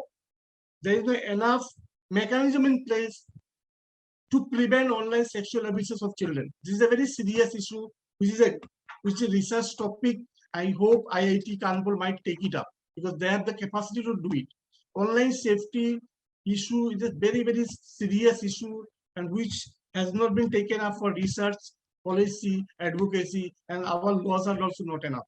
But CRI has taken up this study across we are doing with a partnership with National Law University partner. Again, gender divide, as I said, even if one family has smartphone, but they may not be available to the girl child. And the technical glitches, including poor connectivity, everybody knows the situation of internet connectivity in the rural setup, particularly in the area where most marginalized families and their children live. Now, as I said, teachers were also not prepared. 70% teachers in government school reported that they were trained to conduct online classes. And in private school, mostly urban centric, this figure stood only 44%. And just imagine what had happened during last 2 years when teachers were asked to impart education through digital platform. As Mr. Anis, I referred it earlier, new buzzword in the domain of school education, but it cannot substitute. And yes, this pandemic has clearly showed the necessity of blended education system. However, given the digital divide, it is not possible. We have to go a long way. And schools will have to redesign learning conditions so that digitalization of education supplements, but cannot substitute school system because it is not the only education. It is life skill. It is more of negotiation, adjusting children with the challenging situation of society. These are must. So digital, education cannot substitute, as I said earlier. So these are the some thing we do during. I do not want to elaborate what CRI has done during pandemic in terms of running these school centers across India because we work in 19 states of India and we could reach out to 9 million children directly, indirectly during COVID time. But I'm here since my brief is to talk about research and policy advocacy, what we have done during the 2-3 years in the arena of education. I'm saying. So we made prepare policy brief for impact of COVID-19 on school education in India, and we did the thorough budget analysis. What is the how much money has been allocated as part of the macro policy advocacy. Then we have done the budgetary analysis of 2 districts, Andhra Pradesh and Uttar Pradesh. Then how much government financing of secondary education for girls is a case study of Telangana prepared. Strengthening the discourse for public provision of secondary education for girls. So research and evidence. Government financing secondary education for girls, a case study we made from Karnataka. Government financing of secondary education for girls, case study Rajasthan. Impact of COVID-19 on child nutrition, which has come in the study itself. Because when there was economic loss, migrants came back to homes. There was no enough food. Many agencies gave rations. Government also distributed rations, but these are not enough to address the nutritional deprivation. I would also say nutritional deficiency. And it's a good time to take up study what has been the implication of COVID-19 on the child malnutrition. And this study will definitely give an evidence to talk about, more allocation in the coming years to address the nutritional deficiency or deprivation. Online safety, as I said, internet addiction is sometimes for privileged children, even underprivileged children, it's becoming a very serious issue when children are not able to understand that they are, they are open to different kind of abuses. And as I said, during COVID time, what we observed from our field that cases of child marriage had gone up. Then child labor case already gone up because of the economic loss, and children are not getting interest in learning, so which is pushing out them from classroom to workspace. These children. Understanding children experience during COVID-19, stress, mental stress has been a very serious issue. Resilience and support and adaptation to the new scenarios. Then we did rapid online study also about effects of COVID-19 on children. Next slide, please. So these are the some work we have undertaken during COVID time. So I don't want to take more time. I'll be happy to answer more questions. Thank you so much. Thank you very much, Shubhendra. This was a really, a very detailed scenario you have presented here, and I think this has given us a chance to understand the situation in real field, and specifically the situation, we as a parents and we as a, children of these countries facing. And you have very rightly mentioned that we are living in a two country, Bharat and India. The situation cannot be the same in rural India as in compared to the urban India. So we need to see all the things, all the policy matters and the programs in this light.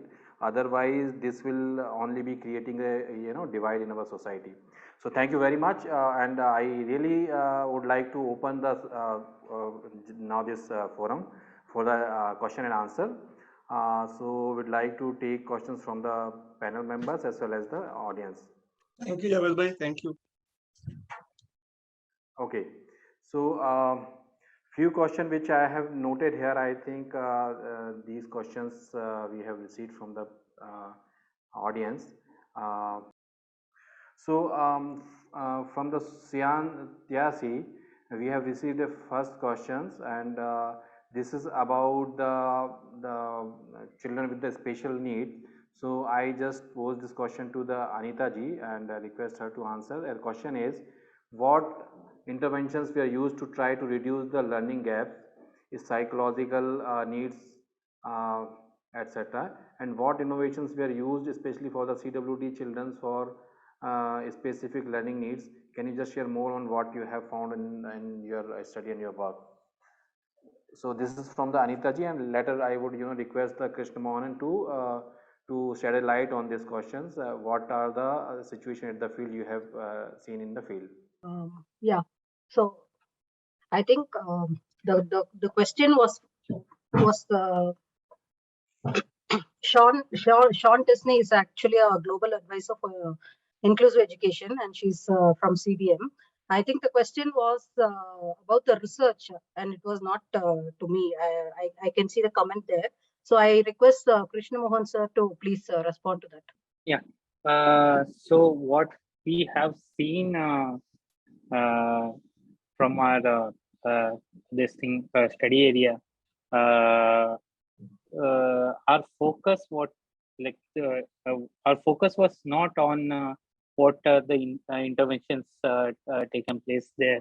So what we have from our conversation from with the parents, we could not we could not get any information on this. So I don't have much data on that. What are the interventions and what has been taken place? So I think someone else who has noted that, I think they can answer the best. What we looked at is based on what are the questions we have taken up as an objective, and not more into the work what has been done there. So yeah. So thank you very much, Krishna Mohan. But this is the question that has answered by the Subhendu. He has rightly mentioned about the psychosocial needs of the children and kind of interventions required, and he has provided some shade of light on this. So I guess I'm not sure that the data has pointed out on this, but it has rightly covered by other panel members. Another question that we have from the Sonali Sapna, and she has asked how many parents became the facilitator for the children's education as shared by the Anita ji, and what was the process of it. Means she has asked, means she has detailed it out, like in a normal situation when we are facing this problem that the children do not complete their homework and they do not get any help from the parents, and in a situation where parents were very much engrossed in different kind of activities, were disturbed, and Anita ji had mentioned that they were facilitating the education, children's education. So how this has happened, means were there any previous support provided for the parents, and how many children, how many parents have been provided this support, and how many parents were doing this. So this is a kind of question from the Sonali Sapna. Anita ji. Yeah, so to respond to that question, Sonali, as part of the process, as part of education process, if you see, when we work with children with disabilities, parents are automatically the facilitators for their own children. That is number one. Number two, as part of this project, we also train the parents to become as mentor parents. Mentor parents in the sense like they are mentoring. They've been given certain amount of training to become as mentor parents so that they can support the other parents in the community itself. So when a parents group is formed, in the project location, there are parent groups formed, and those parents are trained to become as mentor parents, where they will be working with the other parents also. So this is as part of the it's like a process in the project itself. And there's a of course it's not that easy for parents to spend their time with their children, but it is for the benefit of their own children. So a lot of awareness and sensitization to parents was also given for them to understand that they need to play an important role for their child to overcome the difficulty or the disability during this pandemic situation. So this, and if you ask me how many parents, so how many ever children we were working in the project area, almost all of those parents, we were trying to work with them, because we made them understand that this new normal is possible only if the parents support can be there. And we also believe that working for children with disabilities, parents do play an important role. And almost all our interventions, we include parents to be part of the programs. Thank you, Anita ji. Thank you very much for bringing a light on this.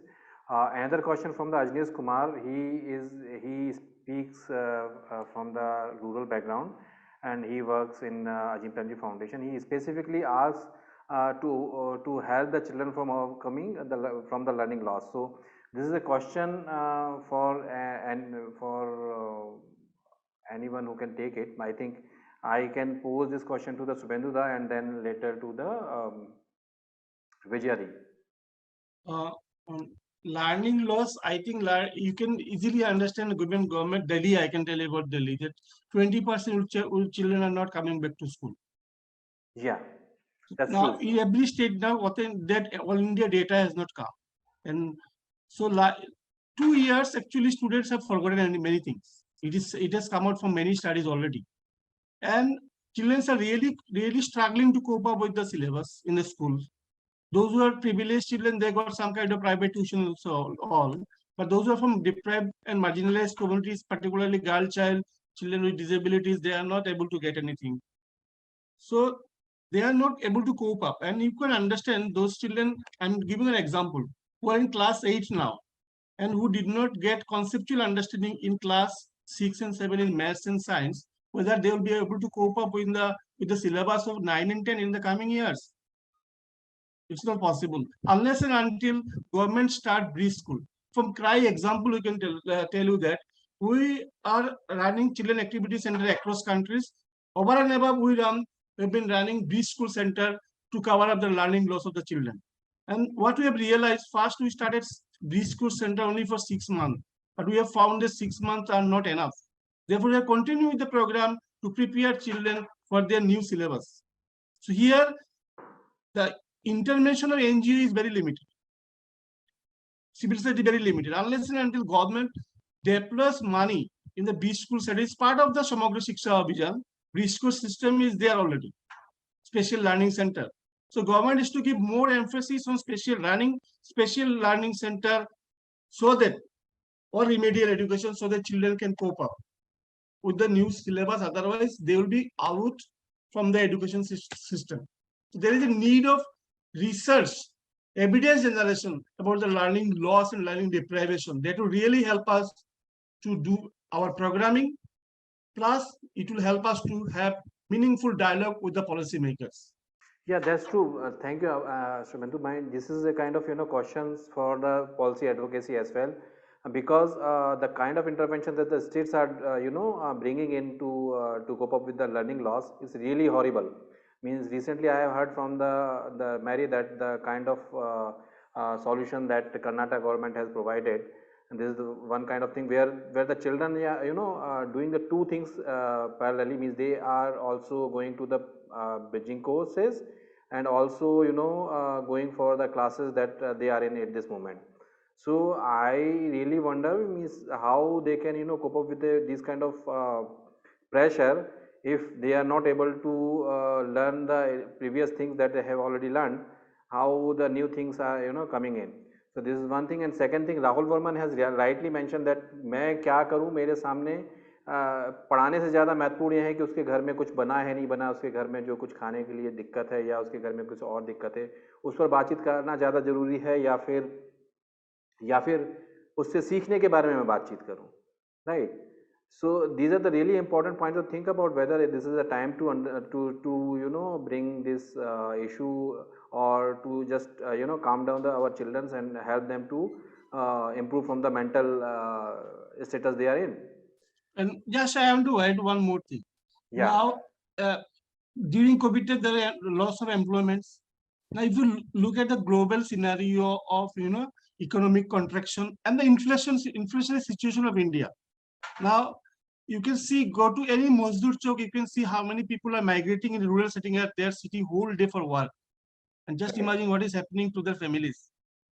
So that economic loss, nutritional loss, psychological stress, online threats, so all are actually creating a lot of hurdles for the children of the marginalized communities who are sitting in the urban slums and the rural setup. Yeah, that's true. And we have another question from the Madhubanti, and she is specifically asking for the schooling. I think she has segregated her point from the learning loss to the schooling. Means perhaps she has focusing her point the preparations of the schools for bringing back the children into the normal, not normal, but returning, bringing back into the schools. This is a question that I would like to ask from the Vijaya Didi, how you have prepared your schools to bring these children back. That's one thing. And later I will just check it with the Anita ji, how they have prepared the community to help them understand that okay, this has been done, now we have to move ahead and bring back our children to the schools, and what preparation they do with the community to help the children taking back to the school. So first Vijayadi, हम एक चीज पूछना चाह रहे हैं. First of all, I just want to know the kind of we keep on talking about they have lost their yeah, I just don't understand what are they losing. Tell me. See, first of all, only when you follow all this curriculum and then syllabus, everything, somehow we find it's not a good idea. No, we cannot measure children going through that. Okay. true. And one more thing I want to say.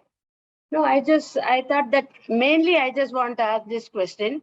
The next thing is, as Rahul has said, that we have to feed them first. Feeding is more important. Okay. You until unless एक रोटी अंदर नहीं जाने से कुछ कर नहीं पाएंगे, बच्चे भी या बूढ़े भी, कोई भी हो, ठीक है? So first we have to concentrate on that. We have to find a way how we can go about it. We are also trying, but we didn't find the 100% solution for this. But we are also trying to get that done before giving this kind of education, like teaching them ABCD, IE. I don't think that's more important.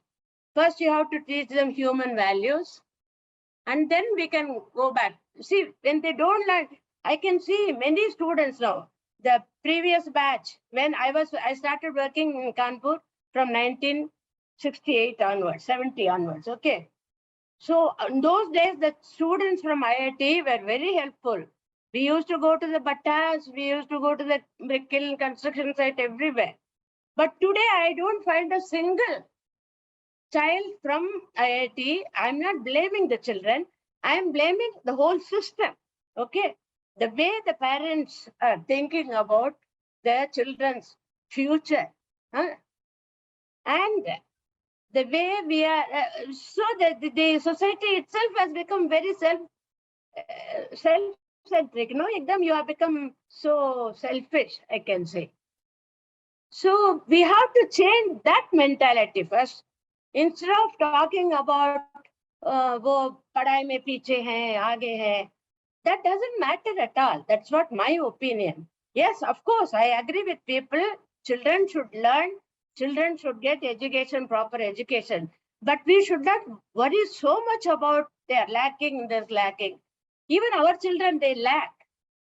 But we try to, convince them, we try to tell them, this is the way to learn. These are the qualities you have to develop in your system. I think that's much, much more important than, this is also necessary. I'm not saying that children should not learn. Even we are teaching and they should be, literate. I don't say that they should not.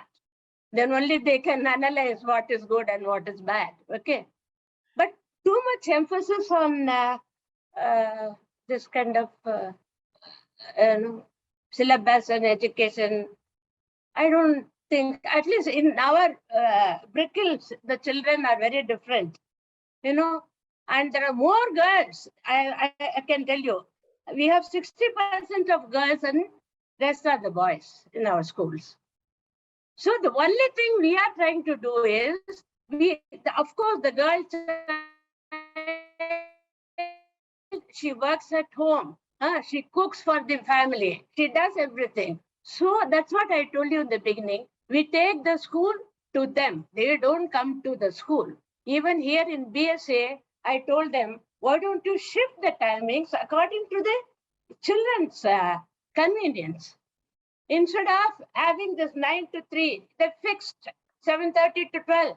Our children cannot go to, particularly girl child cannot go to the school from 7 to 12. And older children, boys also who are working.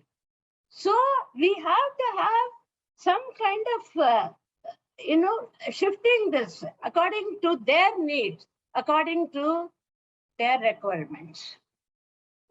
This is what I would like to say. Thank you. Thank you, Vijayadi. Means being that this new perspective, especially and the role of local governance and functioning means making school functional as per the need of the. Then only we can improve. Otherwise, I don't think any future for this children. Yeah, that's true. Thank you. Yeah. So this is a need of an hour that we understand the children's mental state and their personal requirement before getting into the business of learning loss and taking them to the new learnings or the new curriculum. That's very important, and I think every panel members have brought these points here. We only can take one more question, Devyani, and I think we'll have to close this because it's already 1:18. So another question which we have at this moment, how can CSOs try to influence the policy in this regard? And this is a kind of question which I think I would pose to the Subhendu. Okay, so I think Subhendu has already left the meeting. Subhendu, are you there? Rahul Varman? Rahul Varman? Yeah, please. I'm there. There is no please. Dev in between, but I'm there. See, I would only say that, I'm not for finding these solutions. That's a very, very difficult thing. That's okay, what can be done? But I think the most important thing can be done is that we need to have a debate on these issues. Just because there is a difficult question, we can't say that, okay, let's try to do something good at the next moment, and the larger questions and the more difficult questions, we will leave it for some other time, because the reality is staring at our faces, as Didi has said it so well. Including, one thing I wanted to add to what Didi said, that it's not that before 2019 or before pandemic, the state of education in the country for these children was very good. And so let's be mindful that there is a task there, and which first thing is that there is need for debate on these issues. And we can't say that, okay, no, let's go and do something good for some people and let's forget about the large questions. This is the only thing I can say. Thank you, Javed. Yeah, thank you very much, Rahulji. And I think this is the time that we need to, close this whole discussions. So before going to end this discussion, I would like to share a few points that I have gathered from this panel discussions as well as the report presentations. So what I gather that this is really important to understand whether the technology can be alternative solutions for improving the education in India, or coping of children from the learning losses. So as Subhendu has rightly mentioned, that we need to think about these solutions by keeping this mind that we are living in a two country, India and Bharat, and the Bharat which has the very less resources in terms of the technology and other things. We need to design our solutions as per the need of the children in that particular. One Yeah, Mary. request only, Javed bhai, we should not, forget these online safety issues which are coming again. Although you have limited access Yeah. in or digital access, but it is, children are being abused, and their children are not understanding that what is happening. Even policymaker, our laws are not enough. So that is coming to be a big way.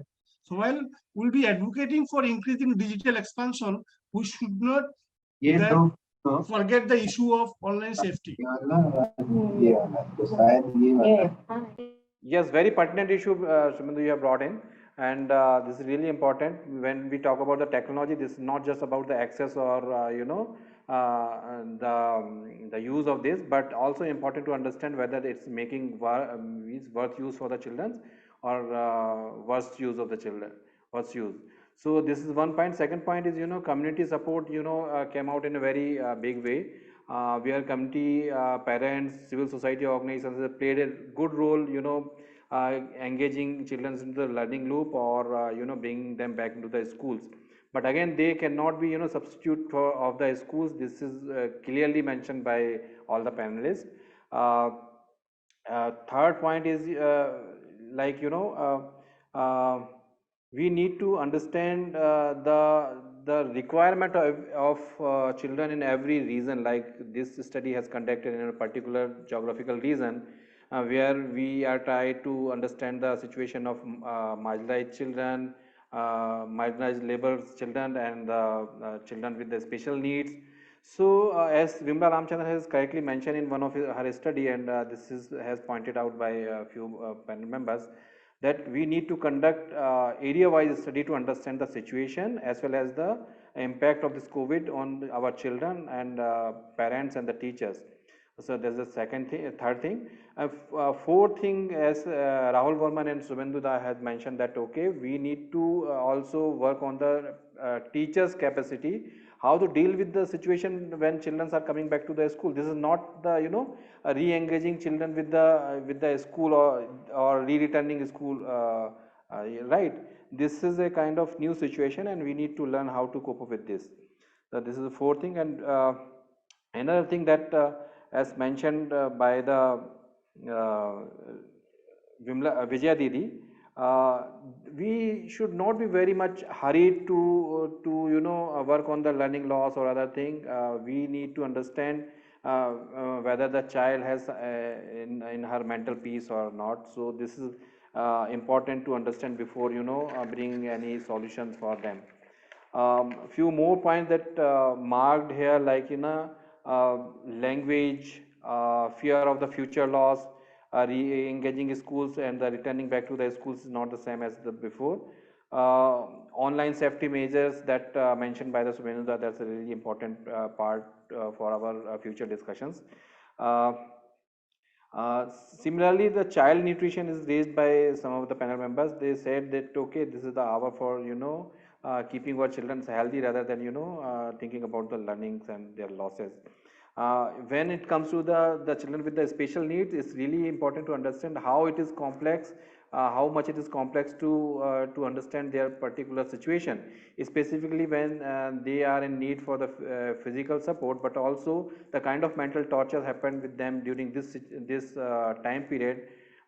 This need to see into the different perspective.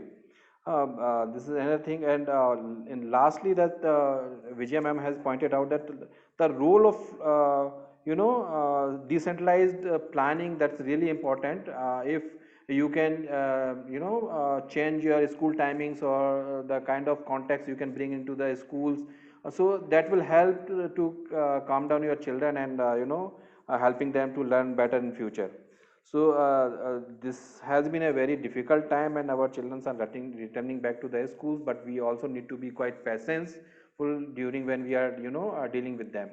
So these are the quick findings I have noted down, and few points for the advocacy and the policy processes.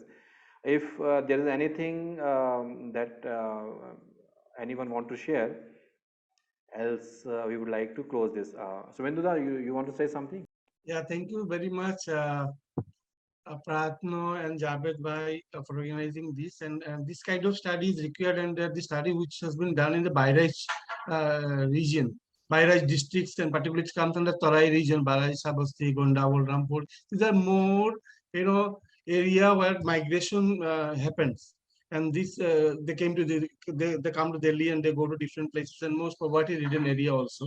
So it is very contextual study, and which has re-emphasized the hypothesis which has been coming in front of us, saying that what pandemic has created, vulnerability of children in terms of child protection and child nutrition and child education, which is exhibited from the findings of the study. So thank you very much for the organizer, to arrange this kind of discussion. And we need to do this study may be giving us a very good hypothesis, but there is a need of taking from this hypothesis. We have to develop the many studies across India to have more evidences so that we can take it up for dialogue with the government and other policymakers. Thank you very much. Thank you very much, Subhinuda and all the panelists, our eminent chief guest. Now, with the consent of our organizer, I would like to close this discussion with a closing note. Like, education is not just about the school building or the schooling, it's also about the, connecting with the context and the kind of developing our children for, sensitive for other part of the society, and building their perspective on the present environmental hazards, and preparing them for the better future. So these kind of things that we need to bring into the mind when we talk about the policy and the process and the program. So I hope in our new programs we would be Evidence based. Hello. Yeah, so for thanking all the panelists and the our audience, I would like to request from the Prajayatna to come in and close this formally. Yeah, Devani here. So I want to take this opportunity to thank everyone for participating in today's webinar. I know there were some issues in signing in, but we all made it finally. Thank you, CBM, Dr. Sera and Dr. Anita and the entire team for supporting the study. Thank you, Javedji, for moderating the webinar. Thank you, Shubhenduji, Anishji, Murli Munarji, Vijay Didi, and Professor Rahul and team for taking time out to be part of this webinar and sharing your views on such a crucial topic. And also, I want to thank Mary ma'am and all my colleagues for all the background work for putting the webinar together. And again, thank you everyone for the webinar and for the valuable insights. Yeah, thank you very much, Devyani. And I think I would like to request you to, send the meeting crux to all the panel members and the audience separately in individual mails. Yes, I will do that. Okay. Yeah. Thank you very much, all of them. Yeah, very